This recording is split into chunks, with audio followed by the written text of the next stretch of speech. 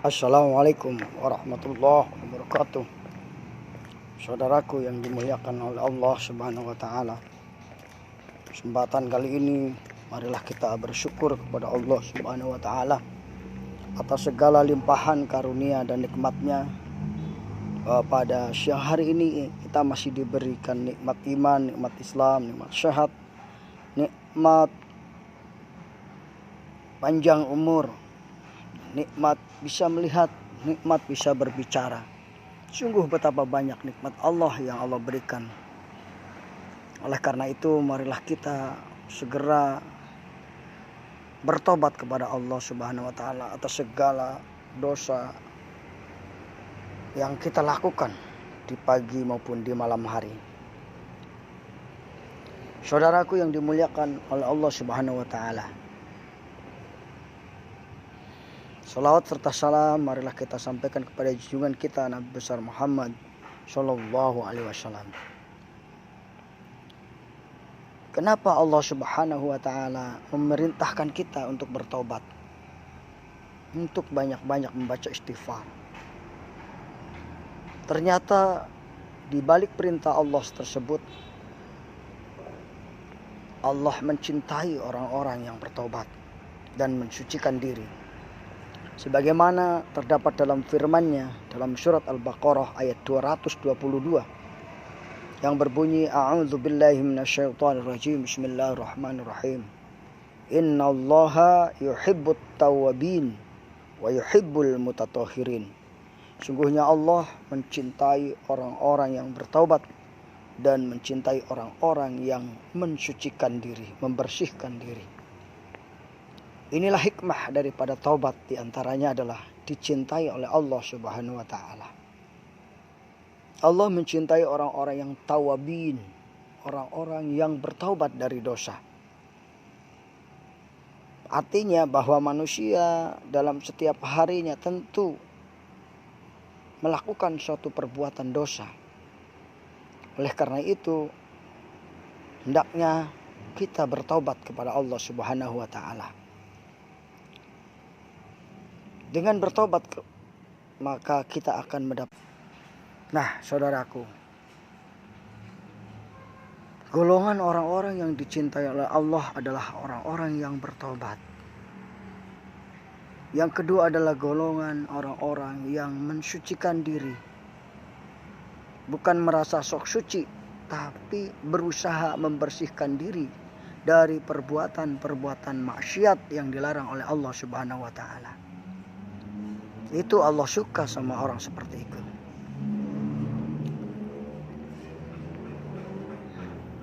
Dengan bertobat kepada Allah Subhanahu wa taala, hidup kita akan tenang. Hidup kita akan tentram.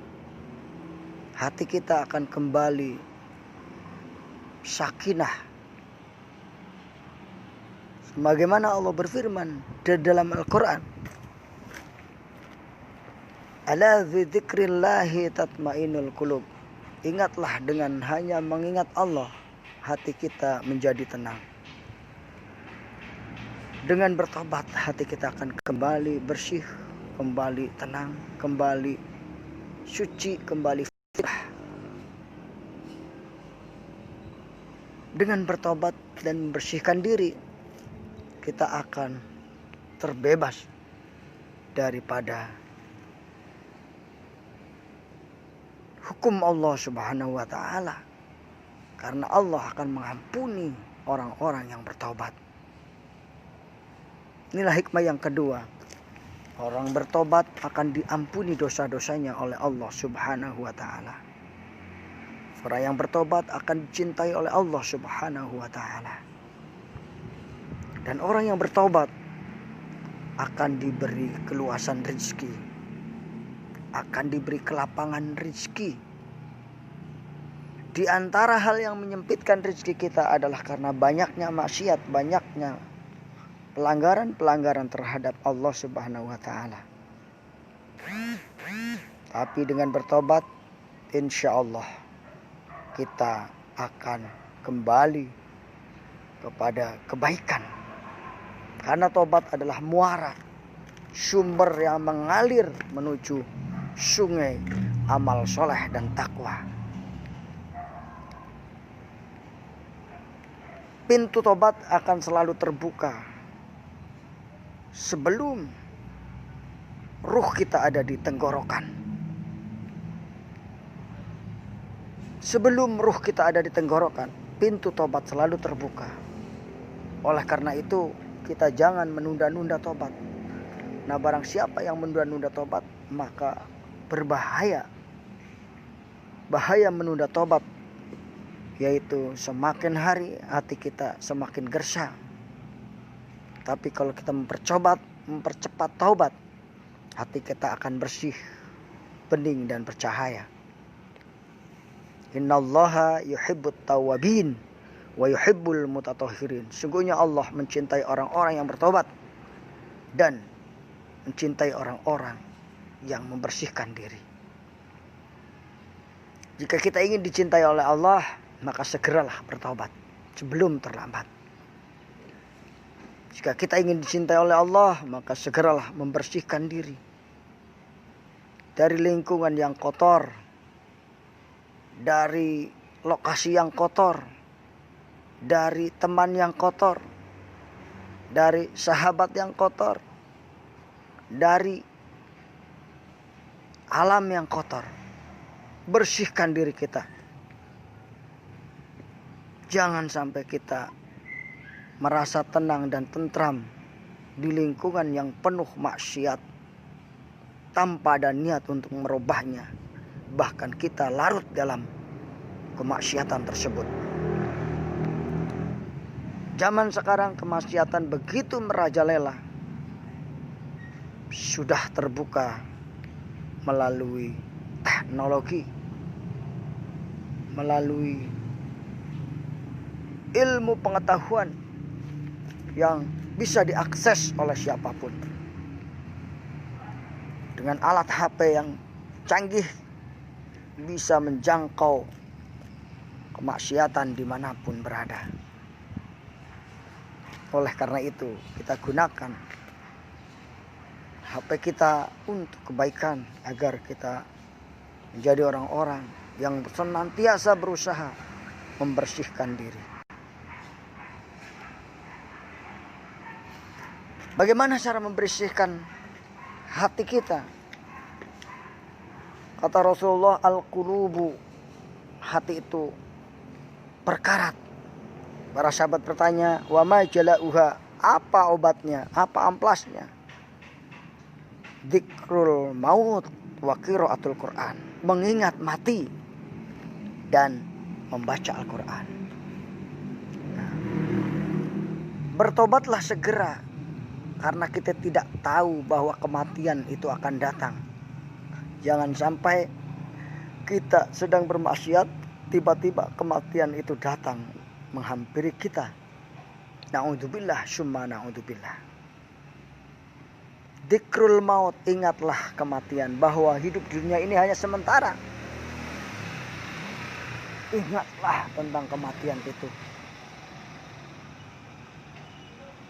Mungkin hari ini Anda masih disebut sebagai hamba Allah yang baik, tapi besok mungkin Anda sudah disebut sebagai jenazah. Na'udzubillah, summa na'udzubillah. Tapi hal itu tidak bisa kita tolak.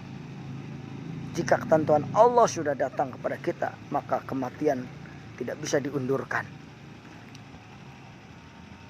Yang kedua adalah membaca Quran. Mari kita sadarlah, sebagai umat Islam, sebagai orang Islam, baca Al-Quran tidak perlu disuruh-suruh. Gunakan waktu untuk membaca Quran, untuk menghafal Quran, untuk mendalami Al-Quran, mentadaburi Al-Quran. Karena waktu di dunia ini sangat singkat dan sangat berharga nanti ketika di akhirat kelak. Iqra'ul Quran, kata Rasulullah, fa innahu ya'ti, karena Al-Quran itu akan datang kepadamu. Syafi'an yaumal qiyamah, akan memberi syafaat kepadamu di hari kiamat. Saudaraku yang dimuliakan oleh Allah Subhanahu wa taala. Hikmah bertobat yang pertama adalah dicintai oleh Allah Subhanahu wa taala. Yang kedua adalah diampuni dosa-dosanya oleh Allah Subhanahu wa taala. Siapapun yang memiliki dosa kemudian dia bertobat dengan sungguh-sungguh, maka Allah akan mengampuni dosa-dosanya. Dan yang ketiga, orang yang bertobat akan dilapangkan rezekinya, akan dijembarkan hatinya, akan dijembarkan ilmunya, akan dijembarkan kehidupan dunia dan akhiratnya. Oleh karena orang-orang yang bertobat adalah orang-orang yang bersama Allah Subhanahu wa ta'ala. Bersama Allah berarti bersama kebaikan. Tidak bersama Allah berarti kita bersama setan. Jika kita bersama setan berarti kita bersama dengan keburukan dan kejahatan serta kedzaliman dan ketidakadilan, karena kita tidak bersama Allah Subhanahu wa taala. Jika kita bersama Allah, maka berarti kita berada dalam kebaikan dan kita bersama dengan kekasih Allah Subhanahu wa taala, para malaikatnya yang senantiasa mendoakan pada hamba-hambanya, pada manusia yang berusaha menjadi orang-orang yang bertakwa. Saudaraku yang dimuliakan oleh Allah Subhanahu wa taala. Mengapa orang masih menunda-nunda bertobat? Minimal ada 3 alasan. Alasan pertama, orang menunda-nunda bertobat karena bodoh. Kebodohan dirinya terhadap ilmu agama, itulah yang dia menunda-nunda bertobat kepada Allah Subhanahu wa taala.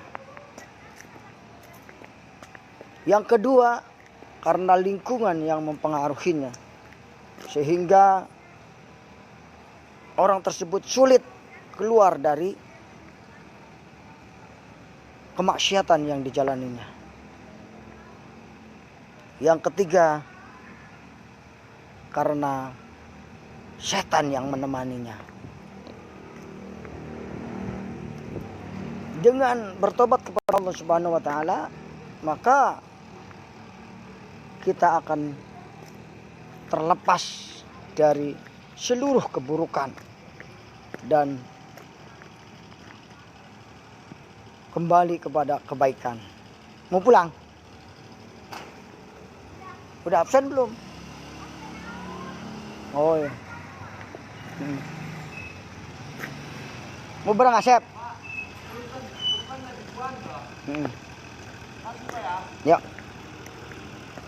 Nah, saudaraku yang dimuliakan oleh Allah Subhanahu wa taala.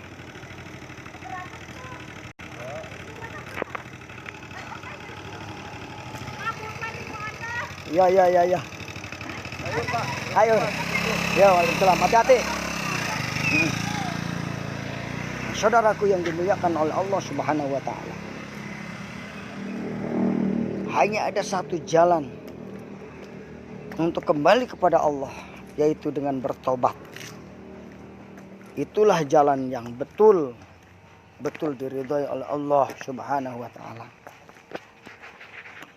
Mari kita bertobat kepada Allah sebelum terlambat, sebelum ajal menjemput kita. Karena sesungguhnya dengan bertobat kepada Allah, kita kembali kepada sungai kebahagiaan, muara ketenangan jiwa, dan muara yang menuju surga Allah Subhanahu wa taala.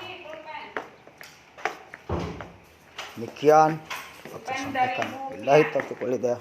Assalamualaikum warahmatullahi wabarakatuh. Ya, makasih.